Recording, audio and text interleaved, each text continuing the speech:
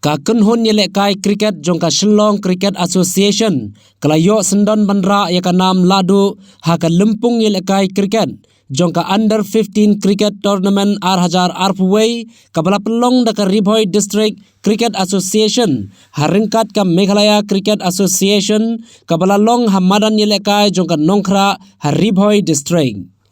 Kani ka nam la job kabala lech ka Shillong Cricket Association banra sendon ya ka nam ladu jong kate ka lempung kalawan hadin bakalala ban pelim no ya ka kunhun ya ka jong ka Tura Cricket Association ha ka jingya khun ya ka final da khandai weekend. Haba phai se ka jingya khun ban ya kani ya ka nam ladu jong kani ka lempung ka jingya khun ya ka final kala long ka ba itnat hadu kata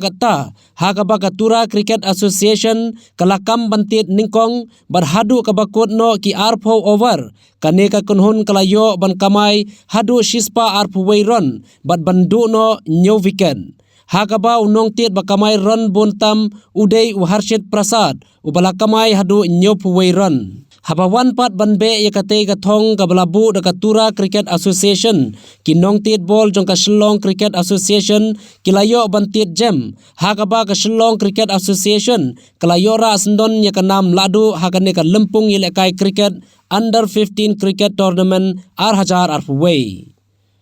Nakaliang kinong penya jong kane ka lempung kila samru ki khusnam bapher shaki rang yele kai ki bala yele kai bha ha kane ka lempung ha ka ba ya ka nam man of the match lara do Harshit Prasad na Tura Cricket Association bad ya ka nam man of the series lara do Ankit Tamang na Shillong Cricket Association bad best umpire lalej show Shankar Newar napo ka RBDCA.